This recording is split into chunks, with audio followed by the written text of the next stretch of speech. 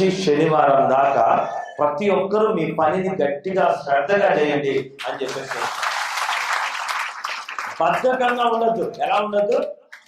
బద్ధకంగా. స్త్రీలైనా పురుషులైనా మీ వల్ల అయినంత వరకు పనిని చేయండి. ఒకవేళ మీ పురుషులకు ఇష్టం లేకపోతే వాళ్ళకి మేలుకరంగా మంచి వ్యాపారాలు పనులు జరగడానికి మీ ఇంట్లోనే ప్రార్థన చేయండి. అయ్యా అవునా కాదా? నేను నేర్పించే నీతి చూడు.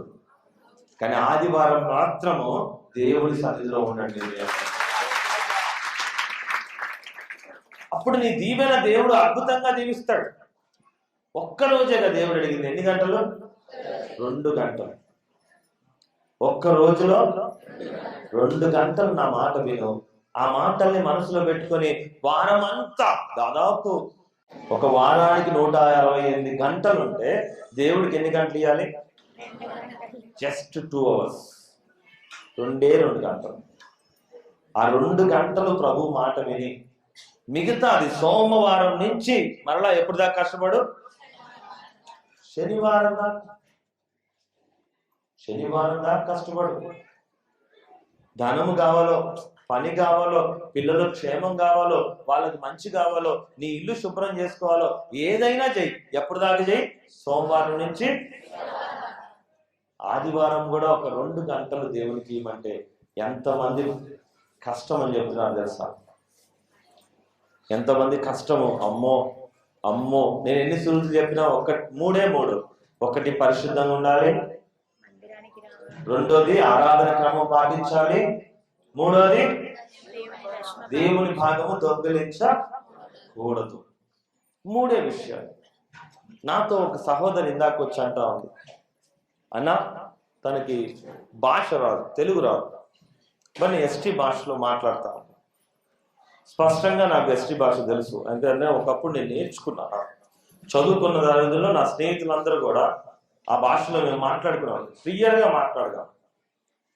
ఆ రోజు నేను నేర్చుకున్నప్పుడు తను చెప్తే విషయం నాకు అర్థమైంది. అన్నా నేను 2 సంవత్సరాలు అయిందన్నా మందిరానికి వచ్చి. ఎన్ని సంవత్సరాలు? 2 సంవత్సరాలు అయింది. ఏ ఊరు నుంచి వచ్చినారు? ఎక్కడ? కట్టుగూడెం. ఏ సమస్య మీద వచ్చావు? ఒకప్పుడు చికాకు చేస్తున్నాడు, పిచ్చోడు లాగా తిరుగుతున్నాడు, అంతేనా? పిచ్చోడు అయిపోయినట్టుగా చేస్తున్నాడు అని చెప్పి మొట్టమొదట వచ్చినప్పుడు, ఆ ఫస్ట్ వచ్చినప్పుడు దేవుడు ఆయన తగ్గించాడా? మంచిగా ఉన్నాడా? ఎన్ని నెలలు మంచిగా? 6 నెలలు చాలా బాగున్నాడా? ఫస్ట్ లో వచ్చినప్పుడు మంచిగానే మార్చిండు. ఒక వారం 15 రోజులు మంచిగా ఉండట్లేదు, ఇల్లు తిరగడము, మళ్ళీ పిచ్చోడు లాగా తయారు. 2 సంవత్సరాలేమో. వచ్చి 2 సంవత్సరాలు అయిందా?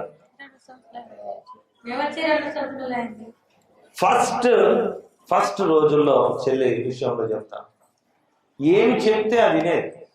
ఏం చెప్తే? అమ్మా నీ కుటుంబంలో భయంకరమైన దురాత్మ ప్రభావాలు విడుదల కలిగినాయి. అమ్మ కలిగినాయి. శోధన ఉంది, కలిగినాయి.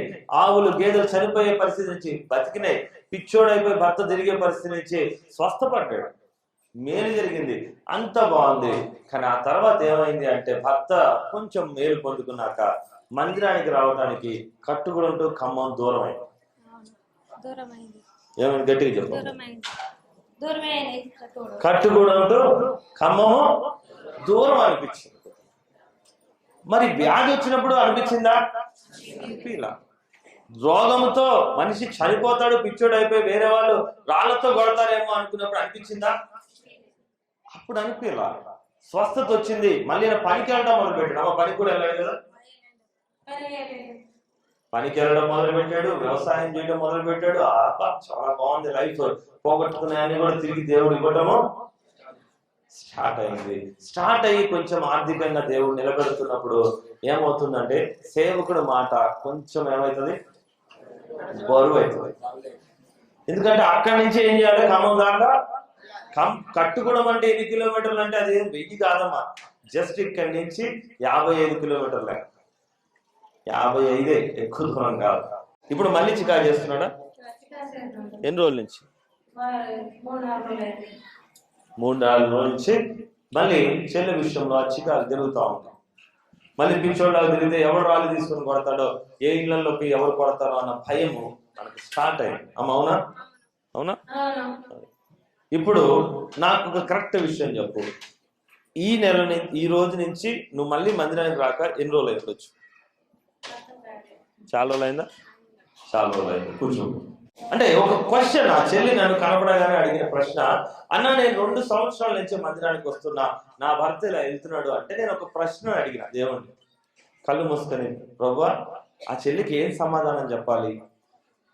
2 ఏళ్ల నుంచి నువ్వు బాగు చేయలేదా అంటే, మోషే సల్మాన్ ఆమె కరెక్ట్ గా మందిరానికి వచ్చేదేనా? ఆమె కానీ ఆమె భర్త కానీ? ఇంకొక మాట, తల్లి ఒక మాట, చెల్లి విషయంలో జరిగినట్టు మీకు జరగొద్దని చెప్తున్నా. ఇప్పుడు ఆయన కోసం ఎంత ఖర్చు పెట్టుంటారా? అప్పుడు ఖర్చు పెట్టి హాస్పిటల్లో బాగు చేయడానికి, మంచి బాగు చేయడానికి కష్టపడుతుంది. సరే, మరి మందిరంలో ఏమైనా పెట్టావా? ఏమి 2 సంవత్సరాల నుంచి ఏమన్నా చేయడమో ఇయ్యటమో చేసావా? లేదు కదా. కూర్చో. అయినా పర్లేదు, నేను ఇప్పుడు ఈ వారం నీ భర్త బాగుపడేటట్టు నేను ప్రార్థన చేస్తాను ఖచ్చితంగా. ఎందుకంటే ఆడపిల్ల పాపం ఎత్తుకుంటూ వచ్చింది. నేను మొన్నే చెప్పిన, ఒకసారి ప్రతి ఒక్కరికి ఒకసారి అవకాశం ఇస్తానని మాట చెప్పానంటే మాట వెనక్కి తీసుకున్నాను. ఇప్పుడు మరలా రోగం తిరగబడింది, మరలా వ్యాధి తిరగబడింది. ఏదైనా వాక్యం చెప్పినట్టు ఉండొద్దు నాన్న. ఎలా చూపించాలి? వాక్యాన్ని నిరూపించేటట్టు ఉండాలి. ఆమె అప్పుడు వచ్చినప్పుడు ఎందుకు బాగుపడ్డాడు, ఇప్పుడు మళ్ళీ ఎందుకు అలా అయ్యాడు? మీరు చెప్పండి. ఎందుకు? ఆ రోజు మందిరానికి రావడానికి బాగలేనప్పుడు ఏమైనా కష్టం అనిపించిందా? బస్సులు ఛార్జీలు అనిపించినాయా? చర్చి దూరం అనిపించిందా? ప్రార్థన కష్టం అనిపించిందా? పాస్టర్ గారు చెప్పినట్టు వినటం కష్టం అనిపించిందా? మరి ఈ రోజు ఏమనిపించింది?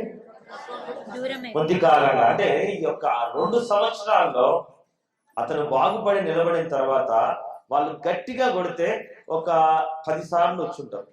గట్టిగా 10 సార్లు మాత్రమే ఎక్కడికి వచ్చుంటారు? మందిరానికి వచ్చి ఉంటారు. అది కరెక్ట్ అయిన విశ్వాసమేనా? మీరు చెప్పండి, కరెక్ట్ అయిన విశ్వాసమేనా? వినపడలా? ఇప్పుడు నాకు కారణం చెప్పు. వాళ్ళకి ఆ యొక్క వ్యాధి తిరగబడడానికి కారణము నేనా? దేవుడా? సంగమా? ఎవరు? వినపడాలి. మీలో ఎవరైనా నష్టపోతున్నారంటే కారణము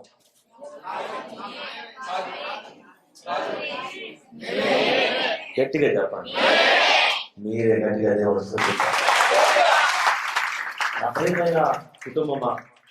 నేను ప్రతి విషయాన్ని కూడా ఎందుకు ఇంత స్పష్టంగా చూపించడానికి ప్రయత్నం చేస్తాను అంటే, దేవుడే మాట్లాడుతున్నాడు. నేను నీకు అప్పచెప్పిన వాడికి నువ్వు ఎలా ఉండాలి? ఆయన మీరు ఏమి చెబితే, ఆయన ఏమి చెప్తే మీరు అవన్నిట్లో కూడా వినాలి. ఆమె హల్లెలూయా. నేను నా చెల్లిని డబ్బులు ఇవ్వమని అడగలా, నీ ఆస్తిలో భాగం ఇవ్వమని అడగలా, నీ పొలంలో భాగం ఇవ్వమని అడగలా, 2 ఏళ్లలో ఎప్పుడు కూడా ఏమి అడగలా. ఏమడిగాను? మందిరానికి సరిగ్గా రండమ్మా. వారం రోజులు నువ్వు ఖర్చు పెట్టి కష్టపడి చేసే సంపాదనలో ఛార్జీలు పెట్టుకొని రాలేకపోతే ఇంకా దేనికోసం నువ్వు కష్టపడుతున్నావు? 100 రూపాయలు ఛార్జీ పెట్టుకొని అక్కడి నుంచి ఇక్కడికి రాలేని, ప్రార్థనకి రాలేనప్పుడు నీ సంపాదన దేనికి? నువ్వే చెప్పు. నీ కష్టంలో ఒక నలుగురికి అన్నం పెట్టలేనప్పుడు అసలు నీ జీవితం దేనికి? నేను నీకే అడుగుతున్నాను, నా ప్రియమైన కుటుంబం. ఏ భారం మోపుతున్నారు నీ సేవకుడు నీ పైన? ఏమంత కష్టపడుతున్నావు నువ్వు ఆర్థికంగా ఎదగలేకుండా ఉండడానికి? మాట వినట్లేదు. ఏం చేయట్లేదు? మాట వినట్లేదు అంతే. జస్ట్